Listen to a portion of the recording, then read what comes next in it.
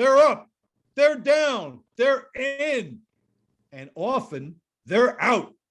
The fans and bettors want to know why. Eagles, why?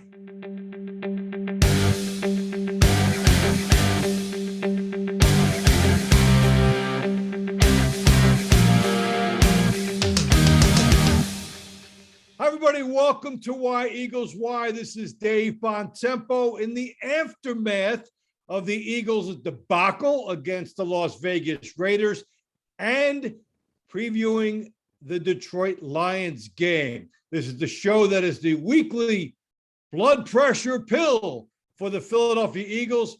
Bill Gelman, I think, is getting an extra dose, but I'm happy to be here with Pete Amato and Katie Kohler, who went to the Eagles game in Las Vegas. So both of you, first of all, welcome as we start the show. Remember, it's in 4 quarters. Please hit like and subscribe for notification on future videos. As we get started, you guys are both in Las Vegas. You had the trip, and before you leave, the line on the Eagles-Lions game went to Philadelphia Eagles minus 3.5. Based on what you saw in Las Vegas, does that sound right to you guys? I'll let you take this one. Who wants to line up and weigh in first on the Eagles postmortem? It's probably the only game you're going to see the Eagles favored. It's really a coin toss. -3 is really that's basically a coin flip. I'm surprised really they're even favored against the winless Lions. And to me, Lions money line looks good right about now. I really think Jared Goff, after seeing what Derek Carr did to this defense, I'm a little surprised that the Eagles are favored. That numbers. Pete, did we know the fans showed up. Players didn't show up, but tell us what it was like in that stadium. And you guys made the trip from Philadelphia. Once you got in as part of the atmosphere, what was that like? It was. I know we travel well as Philly fans, but I was surprised. As soon as we landed in the Vegas and kind of walked, get the cab to the Strip, it was just Eagles green shirts, Eagles hats everywhere. It was anywhere you were, people were yelling, "Go Birds!" E-A-G-L-E-S, Eagles! If I was wearing an Eagles hat, and every once in a while I was wearing the shirt. On Friday, when I flew, and I was wearing an Eagles shirt, and you just heard "Go Birds, go Birds!" And then on the day of the game, I was blown away. I going into it, I thought it was going to be about 20-30% Eagles fans, but it looked like it was about 45-50%. Like, it was insane. It was we had to walk to the stadium, and it's like a long bridge, and you can see the stadium, and it was a sea of green with like black specks. I was blown away. I was impressed by the fans. The fans showed up, and unfortunately, the Eagles did not. Hey, how was that stadium? Or what was that experience like compared to other places you've been in? It was beautiful. It was awesome. It was great. Yeah, it was a great stadium. It really was. It was really new. They just had it last year, and now they've got fans. So that was something. Now, what was it like after the Eagles went ahead 7-0? And then when did you sense the tide turning from where you were sitting? Yo, Dave, before we get there, I got to tell you. So I had a real early flight on Friday going out of Philadelphia International. Yeah. And, we were like, we're going to talk to people. And we got some good video on Twitter for Play Pennsylvania and Eagles. And, we asked people like, hey, what are you going out there for? What are you excited about? And some people were more than happy to like talk about how much they love going to Eagles road trips. And a lot of them, this is by no means their first, but some people had the funniest stuff to say that we couldn't put on video. And I can't even put on video, and I don't even know if this is going to make it to video. But one guy is in like full Eagles gear, and it's like 5:30 in the morning, and I'm like, why are you going out to Vegas, And he was like, baby girl, you already know. He's like, I'm going for the birds, the babes, and to blow all this cash. And how can you argue with that? I was just like, I hope you have a really good time. Well, isn't that part of what the fantasy was for a lot of people, that they circled this game 6 months ahead of time, and it's almost a departure from the season. Yeah, this is something separate. Yeah, everybody we talked to, we'll be posting a full video on our experience a little later in the week. You guys will see that up at Play Pennsylvania and maybe playinjayandeagles.com. But yeah, it was a positive vibe all around. And a lot of the people actually told me when I asked them about them coming out here, they say they usually do this every year. They do a visiting trip every year. And as soon as they found out that Vegas was on the schedule, there was no question that was the one that they were going to do.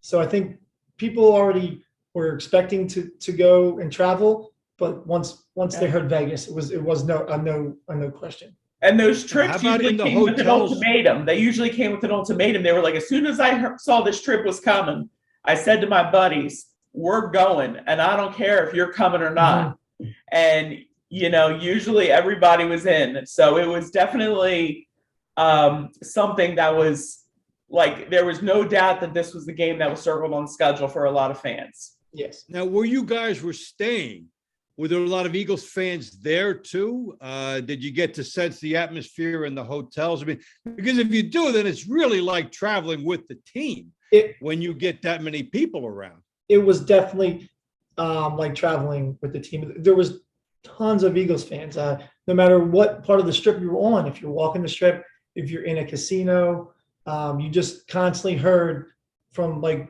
across the room, "Go Birds!" I mean, at least a couple hundred times a day. Oh, yeah. Go Birds, go Birds. Yeah. It was fun. It was a great time. Even though it's not the outcome we wanted, I had a great time. I'm sure Katie had a great time as well. A party first and a game second, right? Was that pretty much the overview as to how people took it?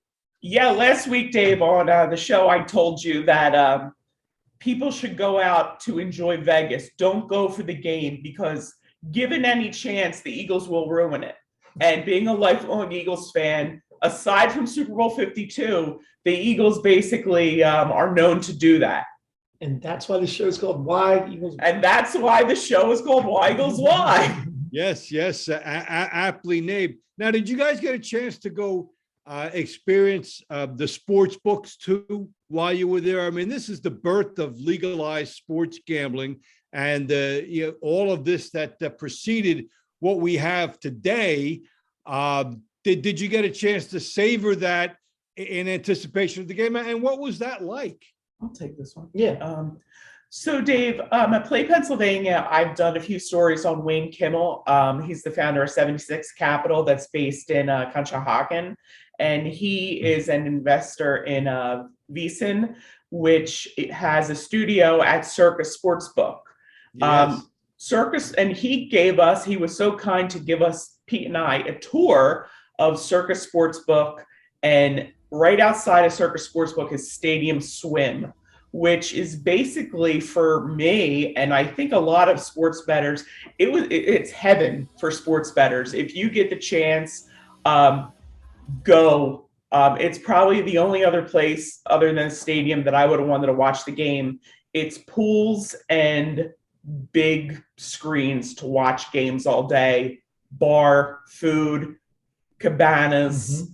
It's amazing. And if you're like, I'm not a pool person, okay, inside it's basically a stadium seating sports book. It's by far the nicest sports book I've ever seen. There is nothing else like it. And to me, that was worth the trip alone to really see what I believe was the best sports book. Yeah, you can definitely tell that they're taking this growth of gambling and sports betting around the country, and they're really backing it with money all over Vegas, all over the strip. They're whether it's several upgrades you see going on at sports books. They're taking this seriously, and they're bringing in a lot of cash this city because of sports betting, and they're definitely taking advantage of it. Yeah. Well, kind of makes us think, why work? That's why we play. It's exactly why we play when we're at these places. As long as you do your handicapping, you're in good shape. Hey, we come to the end of the first quarter of Why Eagles Why. Hey, we'll talk about some football in the second quarter. Why Eagles Why, second quarter, Dave Bontempo, Pete Amato, and Katie Cole are with you. Bill Gelman is at the East Coast Gaming Congress, representing our interests. He sent in his Gelman's Gold by proxy, and he was undecided between 0, which is the number of sacks the Eagles had, 30, which is the amount of unanswered points they gave up in this game, and also I think the number was 80, something about 2 games in a row where the Eagles had given up a completion percentage 2 weeks in a row to opposing quarterbacks because they made Derek Carr look like God back there in the game against the Eagles. All right, Pete, for you, your takeaway in that game, what did you think? You know me, I'm the first one to always kind of point out the players and the players not making plays, but to me, the coaching staff totally failed the team. Nick Sirianni looked totally lost, except for that first drive where it was probably the best coached drive all season. He let Hurts play under center. They did actually real running plays. He changed things up a little bit. And then after that, he went back to his old ways of the same 4 plays, RPO. It was frustrating to watch. Even we're in this beautiful stadium, and like we're just blown away by how bad Sirianni was coaching. Also, talking about coaching, the defensive coordinator, he plays such a soft defense that, like you said, Carr looked like Aaron Rodgers back there. 6 yards here, 7 yards here. I mean, Carr makes mistakes. We all know he makes mistakes when he has pressure. If the front 4 is not getting pressure, why don't you blitz once, twice? I mean, your linebackers already aren't even like on the field anyway, so at least let them blitz because they're not covering anybody. We saw how bad the linebackers looked. It's just, I'm not an expert at play calling, and if I can see things that easy, imagine what the other defensive coordinators and offensive coordinators are licking their chops when they play the Eagles. Well, KDK, you agree with KDK. You agree with everything Pete said, right? Always agrees with me. I mean, to me, it's like, who hired these dudes? Like, who brought in Nick Sirianni, really? Because it's sorry, really. Somebody hired him and thought he would be an upgrade from Doug Peterson, who won a Super Bowl in 2017 that Pete seems to forget all about. It's in the past. It is in the past, but it's like, listen, somebody thought these guys would be good coaching staff. They look pretty clueless to me. We didn't even he's right. Like, Derek Carr had all day to operate. And Pete brings up linebackers. I'm like, Pete, Eagles don't believe in linebackers. Mm-hmm. They don't. They're like, the fairy godmother. They don't believe in them. And when you neglect a position in the draft for that long, you're seeing what it does. The Eagles are just being exposed. And to me, it's like, and if you think that one draft is going to fix this, I don't know about that. Especially if Howie Roseman's making the picks, because he's the one that put the product that was out there on Sunday out there. And that product had a lot of flaws, because we're talking Derek Carr. I could see if, hey, Pat Mahomes or Tom Brady passed for 91%. Like, this is Derek Carr that did that to us. Like, to me, Jeffery Lurie today, I would really like to know what he's thinking of his franchise that really got embarrassed. That was embarrassing. Like, 30 unanswered points? Come on. I don't think Lurie cares, because he just keeps counting that money. And the Eagles are such a rich product. I mean, I think it's all about money for him. I think he cares. I do. Well, you hear the criticism from the fans because, you know, that the Derek Carr, if you pressure him, he is going to make mistakes. Now, I think that they've really created also a public relations problem in camp because you've got Jalen Hurts. You had Carson Wentz with the huge contract that you now more or less ate. Then you bring in Joe Flacco. Then you bring in Gardner Minshew, who is a very good quarterback. And I could not believe they were even, thank goodness they didn't bite on this, Katie, but they were even considering Deshaun Watson. Now, how many other people are you going to have in camp and get everybody upset? You know, Dave, after a couple Eagles games on Twitter, Minshew is trending. So we might have to be changing the name of the show to When Eagles Win. When are they going to go with somebody else? When is it going to be enough with Jalen Hurts? I'm willing to give him a full season because I'm kind of getting tired of it's only his 8th start. It's only this. You know, not that I think that Flacco or Minshew would definitely be an upgrade, but I think that we're going to start saying when Eagles win. Well, that's what Philly fans do. They love when one person isn't playing up to par. They always look at the backup. The backup is the most popular position on every Philadelphia team, right? It is. But none of this would even be talking about if they didn't draft Hurts in the beginning, and then you would have Carson Wentz, who's absolutely balling. Oh, here we go. He looks great. Great. At this time a year ago, he didn't want to be with you. He wanted to go. They pushed him right out the door. Well, at this time a year ago, speaking of the backups, it was, when will we start Hurts? When is Wentz going to be pushed out? When is Hurts' time? This will be the baptism when he comes in. It will start all over. And then it's like that song of the New Kid in Town, you know? He's a new kid in town, Johnny come lately. And so in this case, it's Jalen come lately, and we're seeing it play out again. Yep. Yeah. Absolutely. They lied. So I said the most popular position is the backup quarterback on Philadelphia Eagles every year. Every year we're not playing well. I mean, they are losing. Right? They are losing, but he is a prop machine, and he's been getting garbage time production for the bettors, which is another consideration in the whole picture when people analyze the Eagles. So the Eagles are 2-5 heading to Detroit, and we will analyze that game in the third quarter. Why Eagles? Why? Third quarter, Eagles favored against the Detroit Lions. And Pete and Katie, I have to tell you, from what I saw in the Detroit game, if the best Lions team from Sunday showed up and the Eagles team from Las Vegas showed up, the Lions win this game. So what do you think coming into here? Yeah, I was surprised to see the line at 3.5 favorite. I mean, obviously the Lions are winless, but they actually look pretty good this week, and the Eagles look pretty bad. So I think it's going to be a close game. I don't think the Eagles are going to come in and blow them out. I think it's going to be a close game. If the Eagles run the ball and their defense puts up a better showing than they did this week, I think they might still win the game. But 3.5 points, I mean, I don't think they're going to cover that. Well, let's not forget the Lions, too. Lost on a last-second long field goal against the Minnesota Vikings. Got beat on the longest field goal in NFL history by Justin Tucker.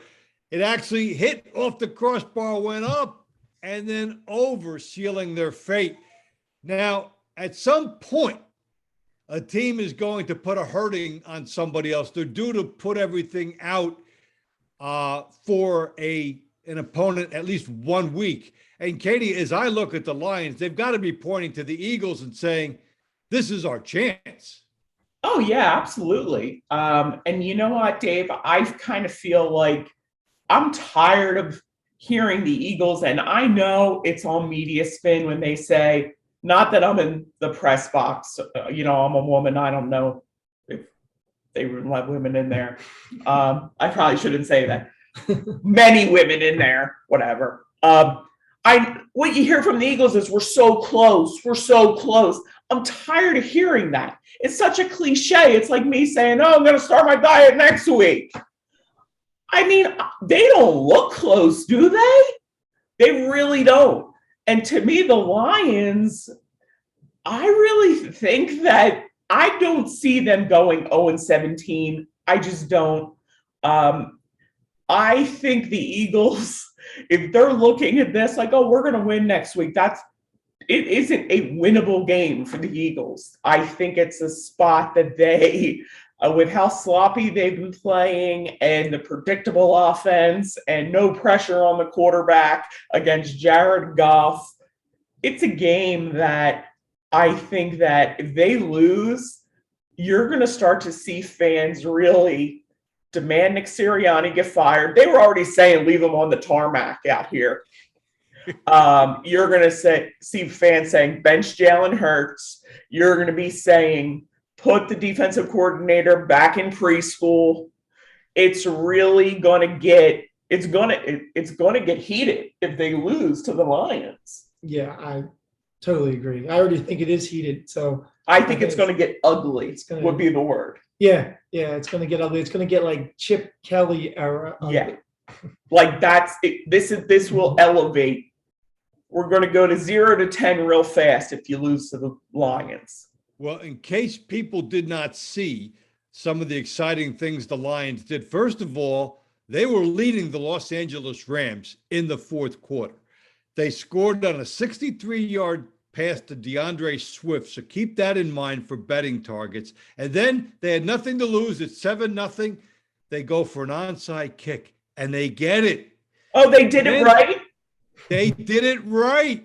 Then on the same drive on fourth down, they fake a punt and they get that. And they make it 10-0. This team pulled out all the stops, fake punts, onside kicks. This team did everything but win. Had the Lions played almost anybody else in the NFL in that week, they win. So I think there's a carryover effect they will try to bring in here. And I think it's going to be really interesting. So that's why I was surprised that the line had changed going into the early part of the week. Now, what about fundamentals? I mean, we talk about it every week, but what are you guys looking for? Katie, you have Nick Sirianni's ear right now. Tell him what to do for this week. I mean, one of the pieces of advice I got was early in my career was find a mentor. I think he needs to find an older coach that is going to give him some advice. Yeah. I think that's a disservice that the Eagles haven't done for him. I think you look at other coaches in the NFL that started when they were younger, they had older coaches on their staff, and the Eagles have this very green. And Dave, you're saying the first drive looked good. Well, the first game against the Falcons, we were like, this team looks good. It's kind of like you prepared for like one thing, like you drive through. It's kind of like when my husband does one chore and it's like, I'm the best, aren't I? And it's kind of like, oh, well, you are, but let's kind of like keep it going. Tell him you bet him as the first scorer. And I think that hopefully the Eagles, this is kind of like, you got to give the guy some support. You got to give him some guidance. Hopefully he has a mentor he can go to and get, he needs a wise old owl. Because this team is not executing and they're making mistakes and they look sloppy. The fumble by the goal line, like when you're inside the 5, come on. That was a killer. That was a killer when they were down 30-7. Yes. Eagles fans don't tolerate that. Well, maybe one of the most intolerant people, Bill Belichick. If you fumble for the Patriots, you play again maybe a month later after you do community service. Yeah. Hey, Pete, now I think something interesting coming out of the last game was the 30-point implosion. when teams really start to get bad within the course of a game, they cannot stop the backward trend. And that was a long way down from 7-0 to 30-7. And a good team doesn't go all that way down.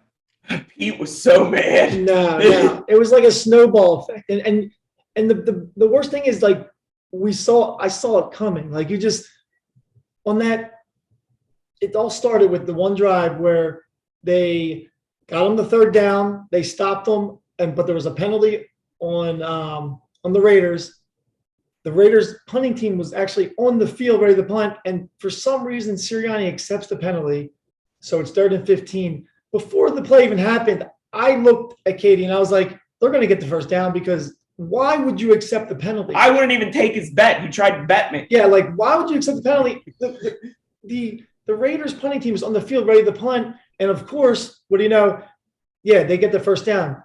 And then eventually they did throw a pick that play, but I thought that was like a momentum swing. And I think they never got it back after that. And they started making mistake after mistake. Sirianni looked lost, which he always does. I'm really not surprised about that. And like Katie said, when you hire a young coach, usually you hire veteran coordinators. There's nobody to Sirianni to be like, hey, guy, he can't answer your question, because the offensive coordinator doesn't know what's going on either. So it just kept getting worse and worse. And then that's what a bad team does. They don't kind of come back better. They come back worse. And that's what the Eagles are doing. And my interpretation of the tumult was 7-7, 3rd down, you're just about in field goal range, another penalty, and the sack, right? Then the touchdown, then the fumble, then it's halftime. Raiders get the kickoff, another touchdown, another score, and then it was the deer in the headlights look until they decided to go back. Like That's what happened, the major implosion. And that's a look at a preview and the review of the Eagles as they head into Detroit. And we'll take a look at more in the fourth quarter. It's the fourth quarter of Why Eagles Why, and it could be a good week for the NFC East. That's a rare thing. Dallas Cowboys back off the bye, favored in Minnesota. That could be a tough game. Eagles are favored against the Detroit Lions. Washington, very tight game expected in Denver. Washington could have beaten the Green Bay Packers. The New York Giants have to play the Kansas City Chiefs on Monday night, but Patrick Mahomes, some sputtering going on there. How do you guys see the NFC East slate this week? Who wants to take this one first? Dave, I'm going to be really honest with you and reveal something that I want you to help me with. I'll reveal, yes. I have a fear that the Dallas Cowboys are going to go to the Super Bowl. Yeah. And it makes me sick.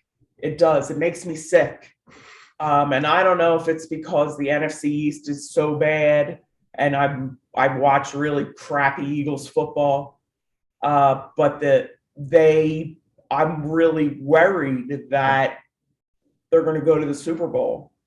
And I may or may not have placed a futures bet on them to win the NFC, because if they do, it's kind of like a All pleasure right, folks, pain this will be thing. Katie's last week on Why Eagles Why. It's kind of like a pleasure pain thing. It's like it'll be gross for me to see as an Eagles fan, but I'll make some money. You can't avoid it. So talk me through that. You have to wait until they lose a game and then try to hit them on the downside if you want to make a futures bet. How about you, Pete? What do you see here? I do see the Cowboys on a whole nother level as everybody else, but I'm an actual Eagles fan. I would never, talking to the audience, I would never do that. I would never bet the Cowboys to go to the Super Bowl, but that's just me. I'm a very honest, humble man. Anyway, but anyway, yeah, the Washington actually has a chance they could actually win. Green Bay didn't look that great in the first half, but then Aaron Rodgers kind of willed his way to win that game. And Daniel Jones looks pretty good. I mean, I've always kind of liked Daniel Jones, but I didn't think the Giants would be kind of playing kind of having a chance because they don't have Saquon. They have a lot of injuries. So I mean, the NFC East could go 4 for 4, but usually it doesn't happen the way we think it happens. And as far as the Cowboys, I'm not worried about the Cowboys because they've had a good team for a long time, and they're just going to do what the Cowboys always do, and they choke when it means the most. So when they make the playoffs, they'll lose in the first round, and we'll all be happy. Oh, okay. Well, you have to find some kind of a prop for that. They do look a little special this year. A great game against Tampa Bay to open up. So that's always interesting, week to week to track that. And that's how you have to do it because there's not going to be any NFC East race for the Eagles or the Giants or the Washington football team, except to watch where the Cowboys go at this point. We'll be back with some parting shots and final thoughts in overtime. Why Eagles? Why it's overtime? Well, have the sports books been watching our show? All of a sudden, the Arizona Cardinals went from 4.5 to 6-point favorites against the Green Bay Packers. That's the Thursday night game, and that's pretty much of a surprise. It goes that high with the unbeaten Cardinals. A game I can't wait to see. The New England Patriots against the Los Angeles Chargers. And Pete, you and I talked about the Patriots, how close they came to beating Dallas. Jumped all over them yesterday. In fact, I got on that when they had that line at 6.5 opening against the Jets, and they torched the Jets 54-13. By the way, Belichick was passing against his whole team when he was up by a ton of points. But we have to have the drum roll for Pete's picks. Pete is unbeaten. The Miami Dolphins talk about going unbeaten like that 72 team. All right, Pete, line it up. Pick of the week. Who do you like? Yeah, so this week I liked Cleveland Browns as a 3.5-point favorite over the Steelers. Cleveland has looked really good this year. I think they'll cover that and more.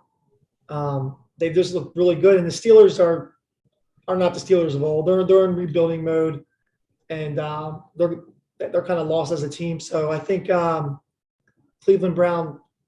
I'll give the 3.5 points and take Cleveland. All right. Well, Pete still be Mr. Zero at this time next week. KDK, your parting thoughts. I saw a number of bitter Eagles and non-Eagles fans on social media saying, "Oh, I'm so glad that the Eagles lost. All those fans went out there and wasted all that money and the Eagles lost." First of all, that's bitter. That's a lot of hate in your heart. And the trip itself, coming to Vegas as a football fan, a bettor, if your team's out here and you can, it's absolutely worth it. It is absolutely worth it. And being an Eagles fan and seeing other fans, whether it's in the airport, at restaurants, and I can't tell you how many conversations I got into with people talking about how we're going to fix this team. Really, random strangers just talking about here's what we're going to do to fix the team. So, on the road to victory or defeat, there are no strangers, only Eagles fans you haven't met yet. Yes, well, I like your comment earlier too, but you don't begrudge the people who go out on the Disney trips, and you don't root for a ride to go down and for their trip to be to be busted up. Oh yeah, I had to ride -2 points. No, you. You had that totally in perspective. Well, next week we have questions. Will the Eagles have another win? Will Pete still be Dr. Zero? What will be on Katie's mind? What will Bill say after he comes back from the Gaming Congress? All of that. And the question we will all be asking next week for sure is, why? Eagles, why? For Pete Amato, for Bill Gelman, and for Katie Kohler, this is Dave Bontempo saying so long, everybody. We'll see you next week.